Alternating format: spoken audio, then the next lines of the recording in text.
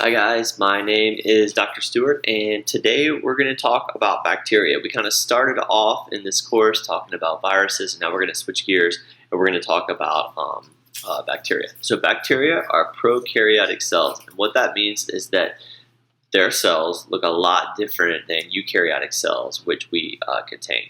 The main difference is that prokaryotic cells do not have these membrane-bound organelles that our cells do. So they don't have this nucleus that's covered by an envelope. They don't have things like mitochondria inside of them, which are bound by their own organelle. So, okay, so if we're talking about bacteria here,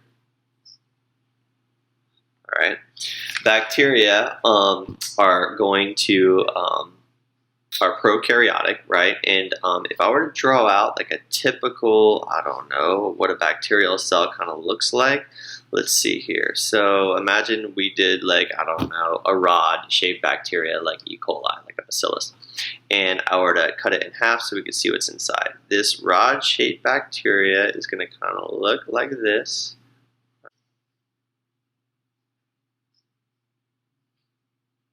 Okay, so this rod-shaped bacteria, so first off, it's going to be kind of surrounded by a cell wall, right?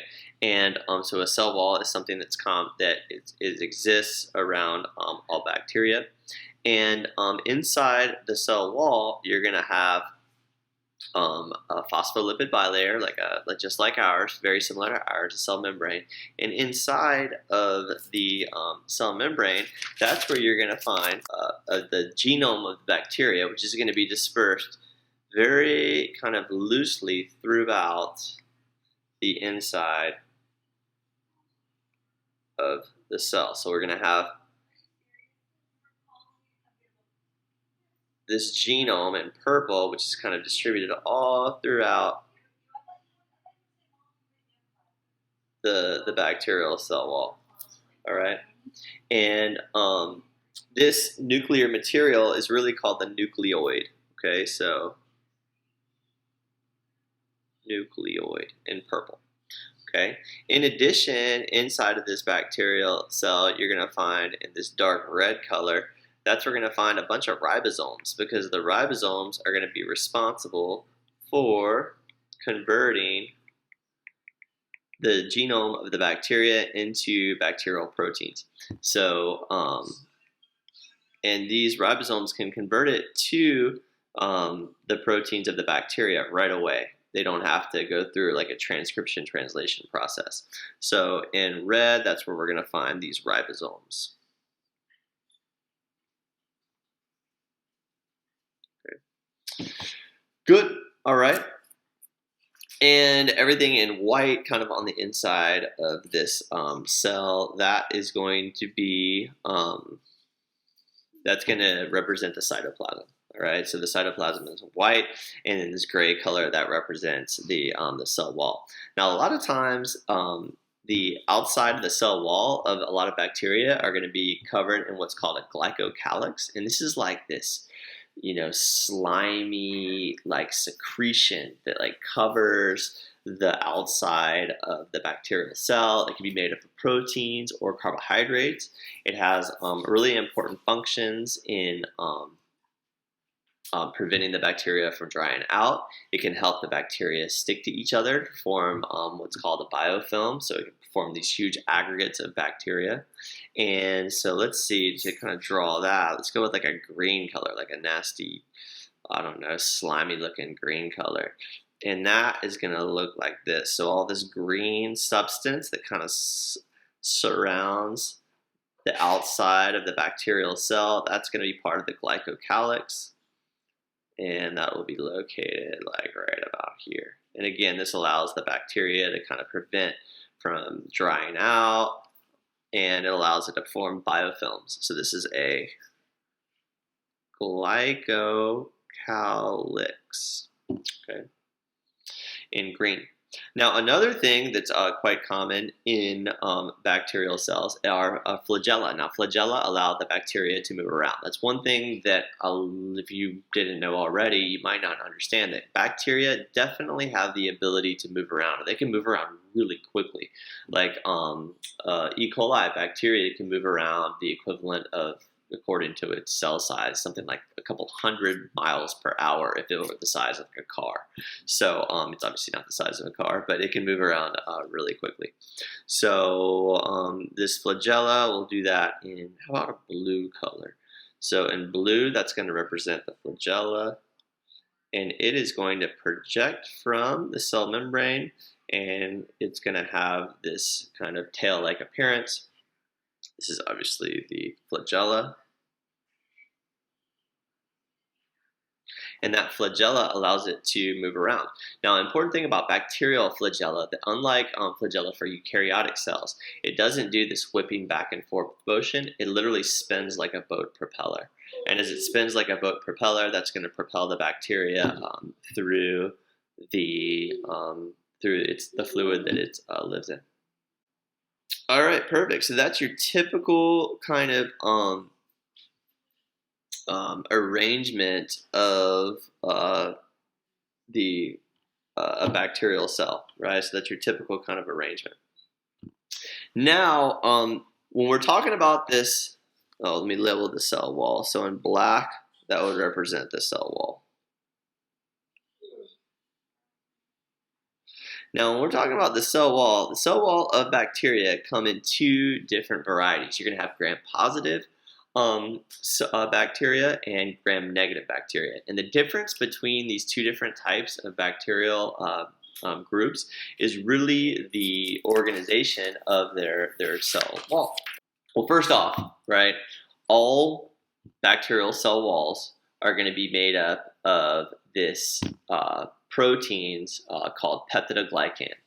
Okay, so all kind of bacterial cell walls, right? So now we're just, before we talk about gram-positive in particular, we're going to talk about bacterial cell walls. They're going to be made up of a protein called peptidoglycan. Peptidoglycan. Okay, peptidoglycan. And peptidoglycan is a really unique kind of substance or chemical because it consists of these two repeating sugars called NAM and NAG. Okay, so if I were to draw this out, we're going to have like NAG, which I'll draw in purple, and so this is going to be NAG, and then NAM, which we'll draw in, I don't know, like green.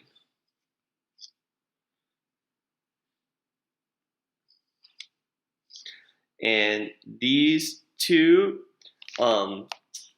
sugars, they're very similar in kind of structure to glucose. That's why I kind of drew it as a hexagon. They are slightly different from glucose, but they're very similar. But these two guys will be stuck together in these repeating units, and that will create this very complicated, thick, three-dimensional structure. First, you'll have a bunch of NAG and NA. Whoa, I messed up. So in the green, we'll call that the NAM, all right? So first, you're going to have these long chains of NAG and NAM sugars. So we're going to have, and then we'll get some green ones, and they're going to be stuck together like that in these long chains, okay? And it's not just going to be one chain, it's going to be a bunch of these chains that are all beside each other.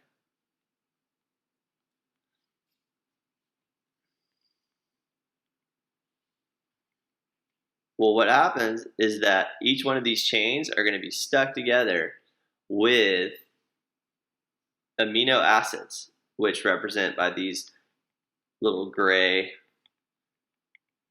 dots that are going to connect neighboring chains together. That's the peptido part of the peptidoglycan. The glycan part are these repeating NAG and NAM sugars, right? So these are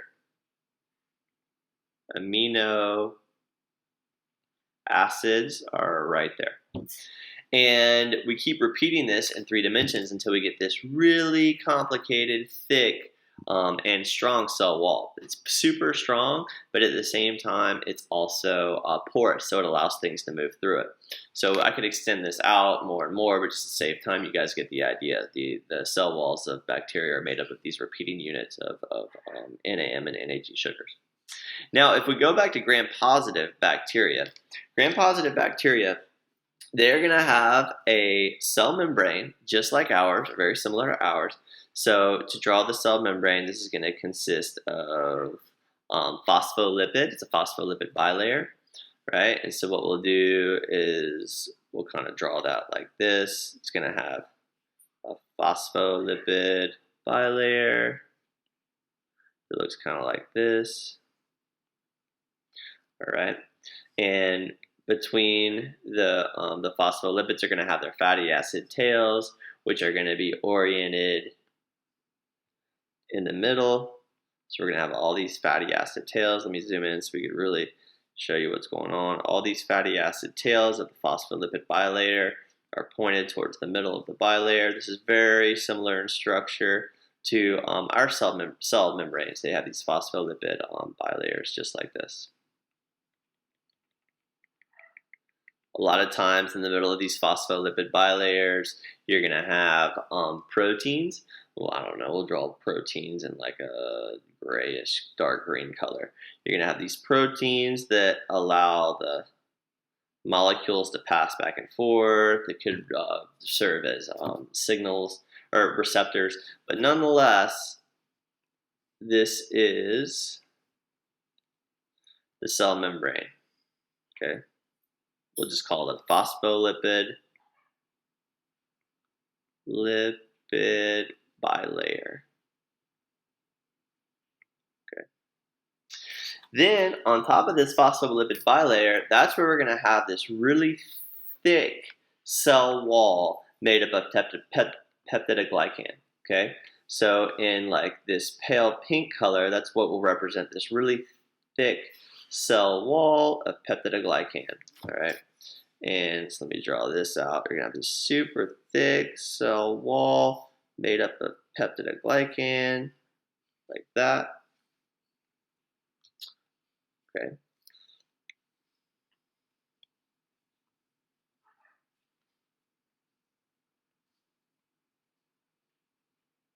I'm just going to abbreviate cell wall, but we know that's made up of peptidoglycan.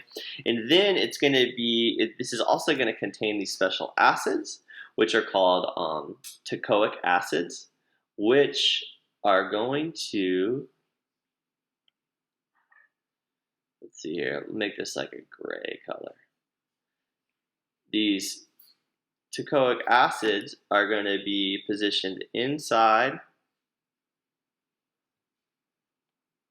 this peptidoglycan cell wall. Some of them even extend all the way through the phospholipid bilayer. Those are called lipoteichoic acids, and these guys help to secure the peptidoglycan cell wall to the phospholipid bilayer. Okay, so just to label this, these are going to be teichoic acids. Right? TEICHOIC. And the ones that extend all the way through the phospholipid bilayer, those are lipoteichoic acids.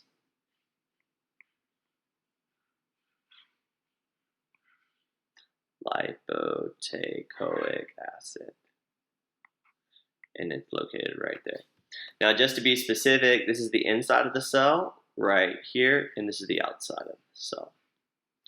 Well, this really thick cell wall, that's what picks up the crystal violet stain, which makes those bacteria appear purple after a gram stain. Now, gram-negative bacteria are going to be quite a big different. So, in contrast, let's talk about gram-negative bacteria. Okay.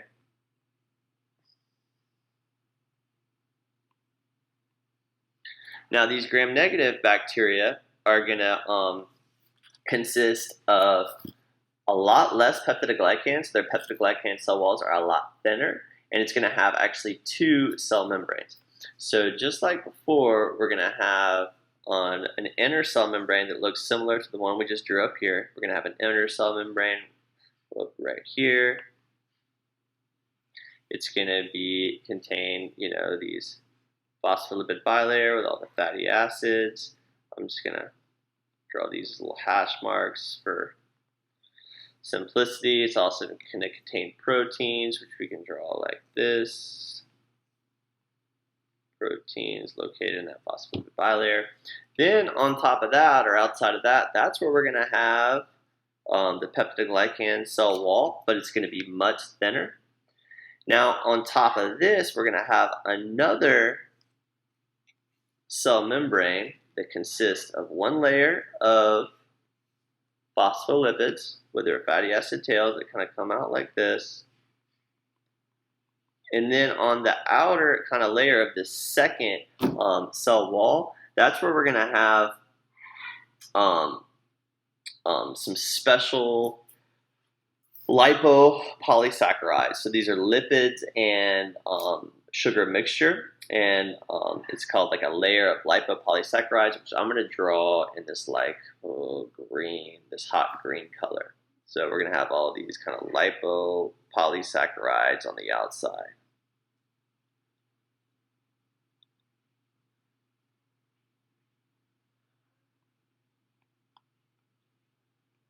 Now to label all this stuff, again, this is going to be the inside of the bacterial cells. This is going to be the outside. Right here is the cell wall. Okay. This is the inner cell membrane. Okay. This is the outer cell membrane.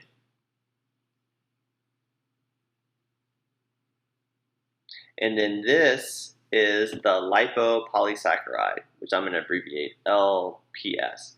Now, LPS contains a very special lipid called lipid A. Lipid A is actually toxic, and this presents a really important and kind of challenging situation with gram-negative bacteria. So let's say you're infected with a really nasty E. coli infection, which is a gram-negative bacteria.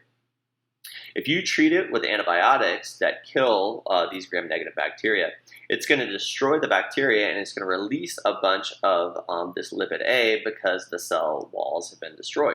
Now, that's going to produce a problem because high concentrations of lipid A can be really toxic in your body. And in fact, it's not the bacteria that is now hurting your body, it's this high concentration of lipid A that's released into your blood. It can be toxic to your liver and to your kidneys, and that can be potentially fatal. So the death of the bacteria with gram-negative bacteria can be even more dangerous than the infection itself. Okay. All right, perfect. So that's a nice overview of the two different types of cell walls. Now, to finish up, I'm going to talk about the different shapes of bacteria that we might come across and kind of what that means. So let's use this kind of, I don't know, like a blue to kind of represent this. Now, there's a couple of different shapes that you might come across when we talk about bacteria. If you come across a bacterial cell that's spherical in shape, so that is going to look like this. And that is called a coccus. C-O-C-C-U-S.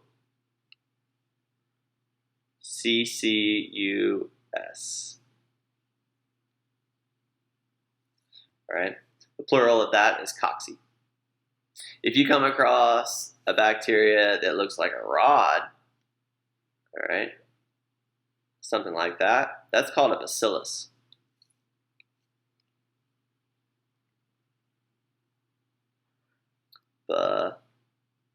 Bacillus.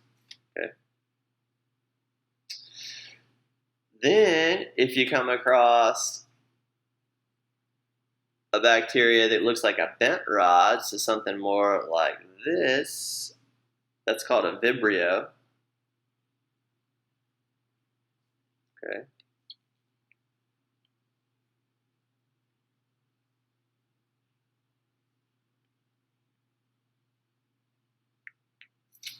like Vibrio cholera. That's the bacteria that causes cholera. It's going to have the shape of a bent rod.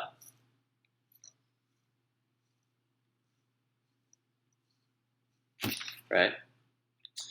Then you might come across bacteria that look like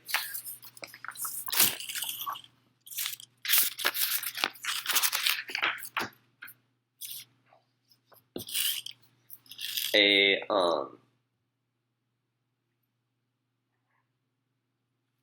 kind of a spiral. A spiral that's stiff is called a spirilla, right? And it might look kind of like this.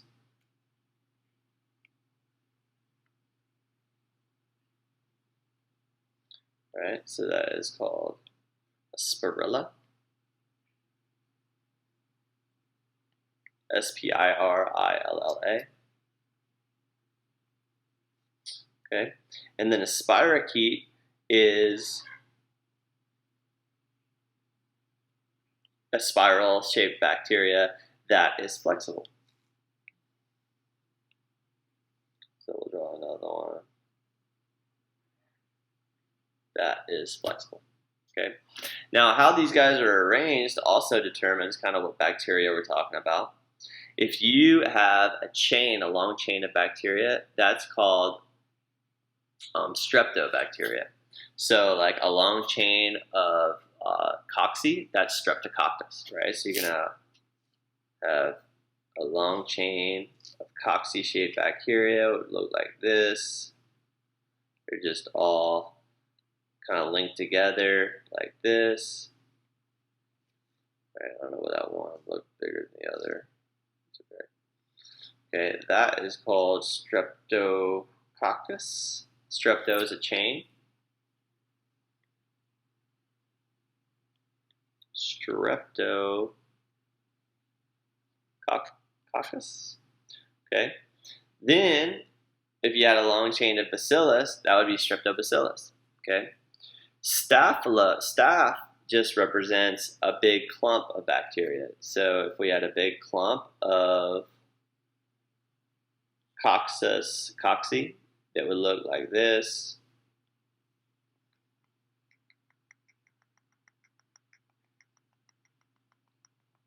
That would be Staphylococcus, just like Staphylococcus aureus. Right. Staphylococcus. Okay. Diplococcus is just an arrangement of a bunch of bacteria that are paired together in twos. So you have like 1, 2. That would be Diplococcus. Diplococcus. And they're interchangeable for all these different shapes, like 2 bacilli that are stuck together. That would be Diplobacillus, right? A big clump of bacilli that are all clumped together. That would be Staphylobacilli, right? So this is all just general terms for naming these different arrangements and shapes of bacteria, right? All right, perfect. I think that is going to do it for today. Yeah, that's a pretty general overview. I skipped out on some of the details, but that's all right. Okay, so in review, we went over kind of the general structure of a bacteria cell with its nucleoid and ribosomes, glycocalyx and flagella. We went over the general differences between gram-positive and gram-negative bacteria. And then we kind of went over the different shapes of bacteria they might come across. All right, thank you guys.